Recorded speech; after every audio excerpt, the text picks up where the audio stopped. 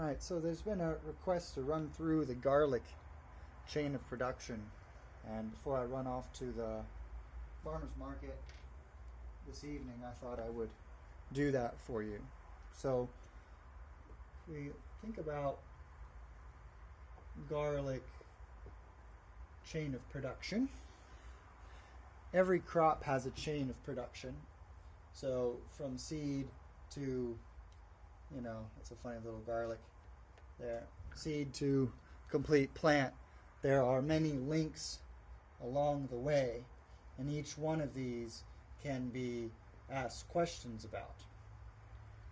Now, you may not find a complete chain of production for every single crop out there, but you can piece one together once you have the parts. So the first part of the garlic chain of production is the decision to grow it. So why? How does this fit in your crop plan? Why you're going to do that? So I'm going to give you a rundown of this chain of production and how you could answer this and how I went about answering it. Well, let's just assume that yes, we're going to, because otherwise there's no point in doing this. So yes, I'm going to grow garlic. One thing that you can pay attention to then, and you have to, is crop rotation.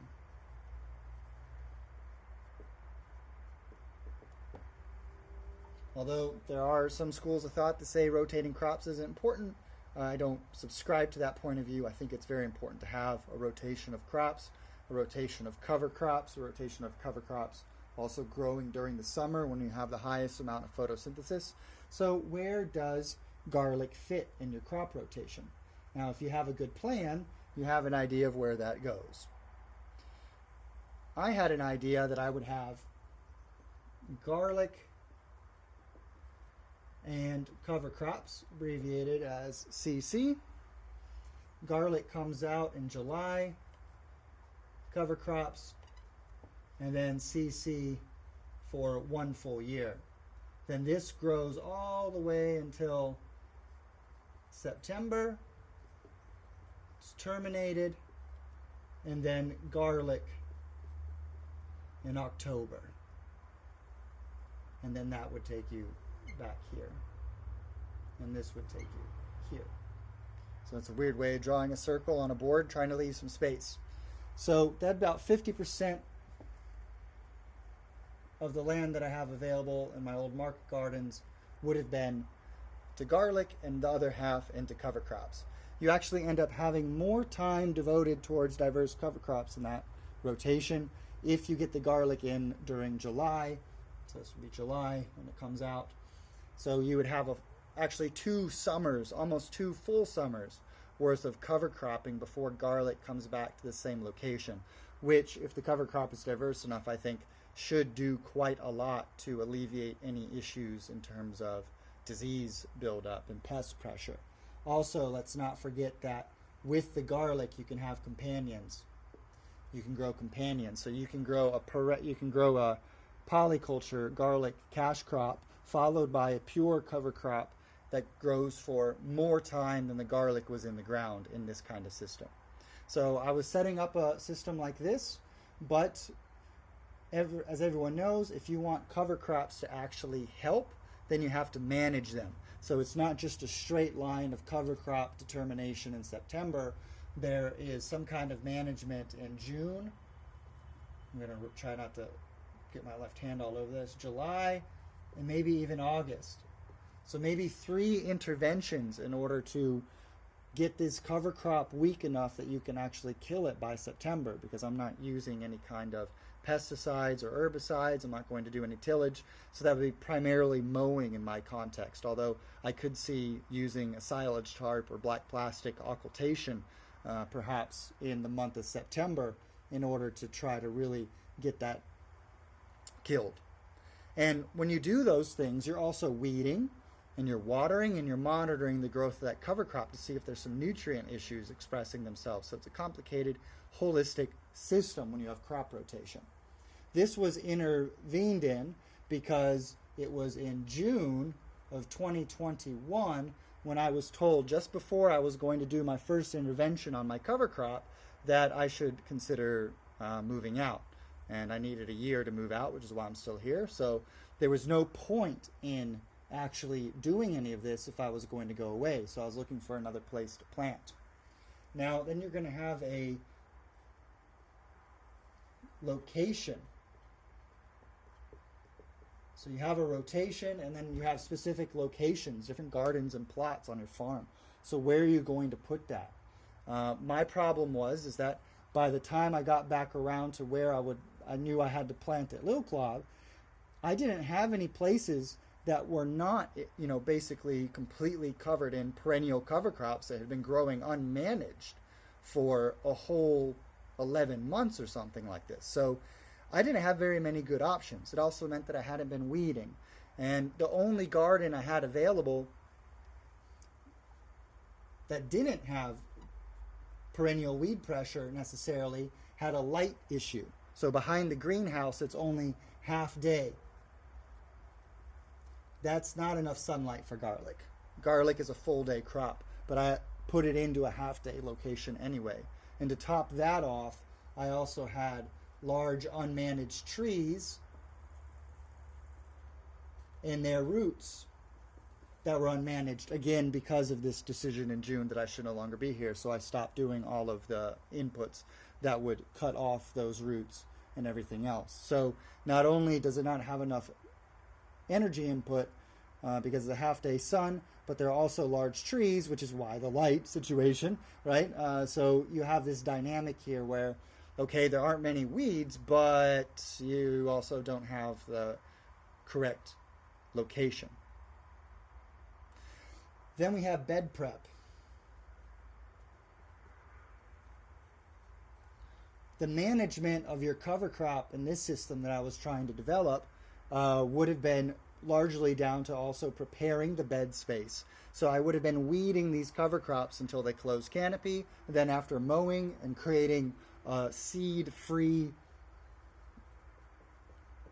mulch, so some kind of hay, I didn't get to do that, right? So the location had lots of weeds and had lots of seeds of all different kinds in there, and I didn't have enough mulch because you need to be able to manage it in order to produce the mulch. So that didn't happen. So the bed prep was there, and the bed prep was squeezed by the planting time or the planting date because I planted 1 month late. I was trying to find another location, which is now the agroforestry project that I'm hired to work for as the project manager. I didn't have that ready, so I had to plant here, which meant that I was planting late, which means I didn't have enough time to do all the bed prep and everything else to weed it properly. So that impacted something else that I'll get to in a minute. But which is the next step after this one. Garlic comes as these bulbs. Right, much big. You'd want much bigger than this. This is in the very small class. And you can see you have to separate out the individual cloves. Now there are machines that do that. I don't have the machines to do that. That's like the smallest size that I'd actually really want to plant. So even the small one gives one nice new garlic. But the seed prep is one thing that I did do very well because I had my own seed. It was high quality. That means after months of storage, there was a very low loss rate as I broke it up in terms of what was going bad, what was going off. And I also had a large quantity of large and medium-sized bulbs that I could space out and count out. So this was the only thing that I really did really well, but of course it was done late. Then once you have your seed ready, you've got your location, you've done some basic bed prep. All I could do was mow it. All I could do was scythe and rake.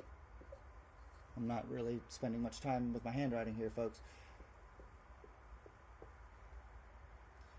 I had chosen location. I did the most basic bed prep I could do. I had a 1 month late planting date.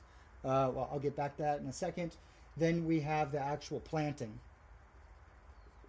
Because the beds weren't prepared, that means that the gardens, instead of being relatively flat with maybe a little bit of stubble here and there from a well-managed cover crop that had been weeded with a compost layer, and then you have your soil, the actual soil down here, instead of having something like that, you have your soil horizon and it's plant roots all over the place. So good luck getting the gritter with your 20 centimeter, 19, whatever it is that you're using, with the perfect spacing when that has to bounce, when that tool has to bounce. Here's your little gritter. When that tool has to bounce over there, you don't get this. This doesn't happen. So that means that the subsequent management of that crop the next season is out of place because your garlic plants are not evenly spaced. They're following a pattern, but they're not on the pattern, and that's a problem for well-managed vegetable production. The other thing about this late planting date means that instead of October, November, and then maybe December, for the plant roots to start growing, say like they're growing at a high rate and they taper off. It doesn't really go like this, but you get the picture. High growth rate of roots, and then they taper off because the freezing happens. It starts to freeze consistently. I'm planting here. So I lose the best part of the root formation because I planted late. Then I planted late into the root systems of, very strong perennial weeds and cover crops. So the garlic plants didn't have the opportunity in the fall to actually build a root system that they could compete in order to produce the kind of, let's turn these into little garlic bulbs, to produce strong, vigorous shoots.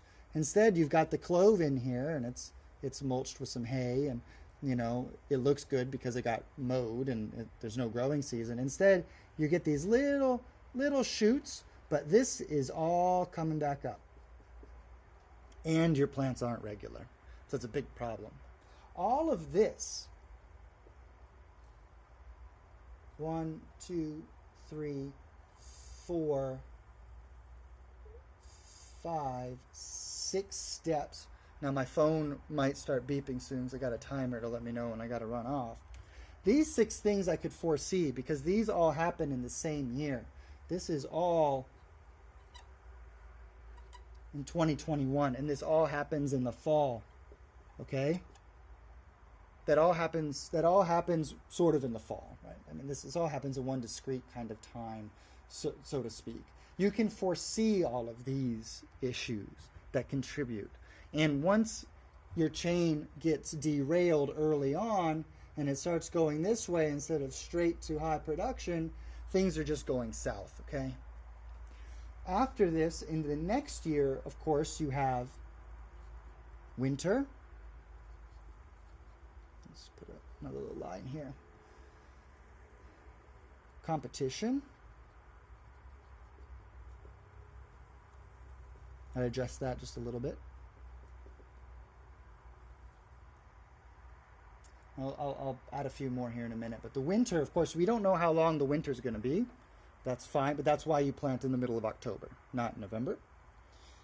Didn't happen. So the fact that we got a long winter, which shouldn't have caused too many problems, did cause problems because I wasn't able to gain access to this good root growth period when there's not enough light to trigger the plants to start growing and it's not warm enough, but they do grow good roots. Competition, or that's the theory. Competition and weeding goes in with that. Like I just said, look at these little baby plants that aren't pushing out beautiful leaves because they don't have a good root system. They've got a puny little root system. They've got to compete against the deep root system that's coming up. So the weeding is something that I wanted to be able to do, but because that existed rather than having a clean bed, because I couldn't do the interventions I was supposed to do, I wasn't able to weed with a collinear weeder or a mutineer system or the wire weeder system that I have and keep these plants ahead of the other plants, because you can grow garlic with other plants, but the garlic growing with other plants means that it's a relay crop, and you want your garlic coming up, and then you put your seeds.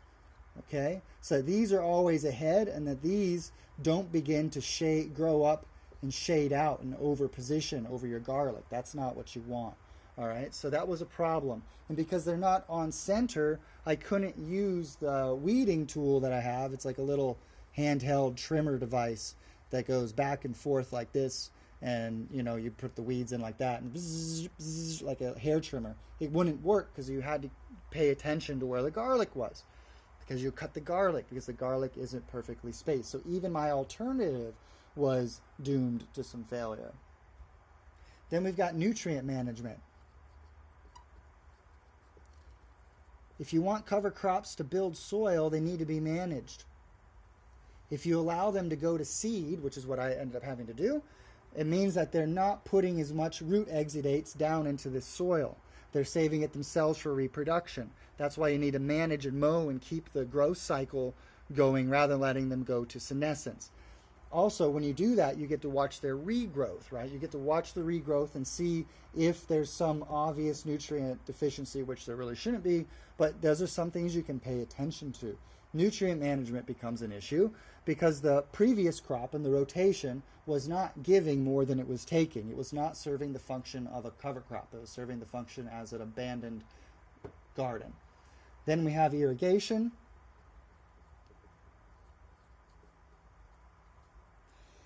Irrigation in a system like this, where you have too much competition, means that the plants that you even do manage to mow are getting all that water and being able to reuse it through that bigger root system that they have. So even when you're irrigating, you're not benefiting your crop as much as you would like. I also didn't irrigate as much as I should have. I was trying to use less resources, but there are problems when you allow the soil to dry out too much in between waterings. And at some point, because again, it's a chain, you start to reduce, again, you're reducing the overall yield potential early on, and you can't just miraculously bring that back up because the yield potential is being set early on in the chain of production. Where exactly it's being set for garlic, I don't know, but with other crops, for example, like maize, which they're not related at all, but just as an example, it can be as early as 14 to 21 days from seeding that the yield potential has been set for that crop. I don't know where it is for garlic, but I would imagine it's still following a similar pattern where early in the production you can try as much as you want later on, but it's too little too late at that point. But then we get to another star of the show. Time to be warned, time's almost up. Okay, we get a little star here, and we have harvesting. This is something that, again, that I did really well. Okay, so because it's very basic. It's something that I can do. It's very basic.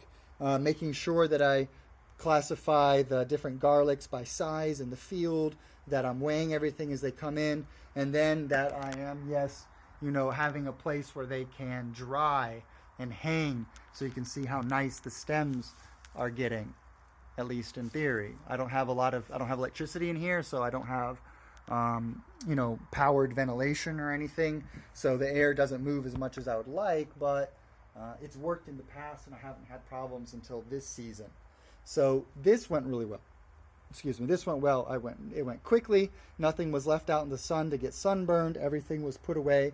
And then even though the harvest was small because of all these problems running into each other, I did eventually, this isn't a good example, maybe this one's a little bit better. I did create multi-layered shelves very simply with pieces of wood and put the very small ones in so that the whole stem is supported.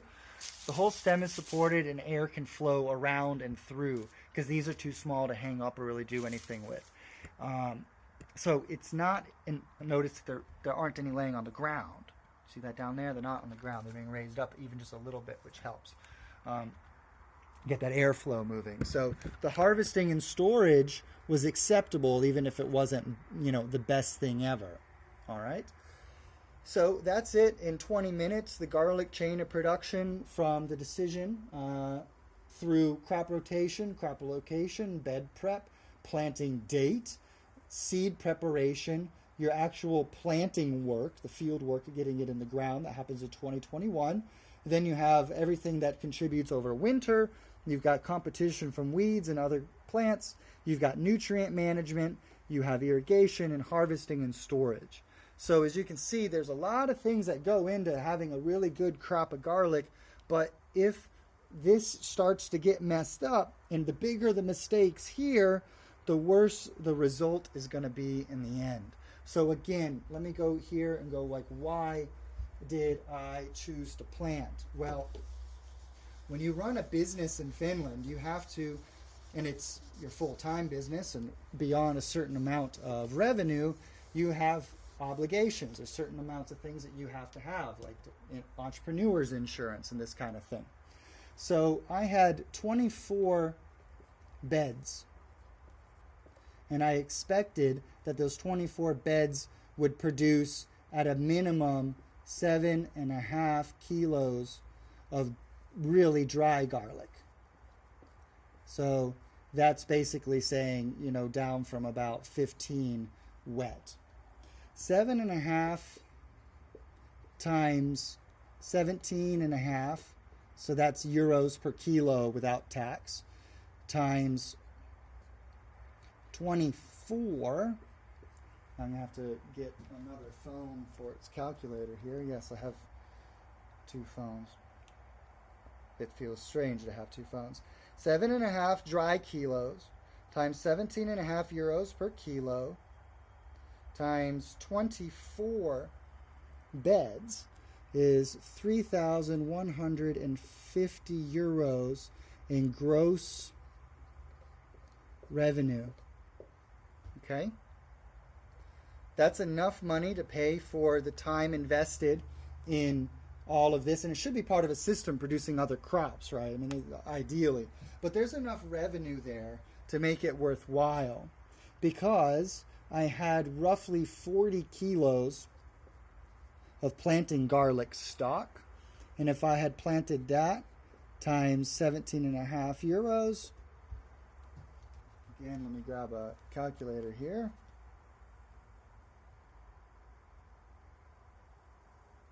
This is 700 euros.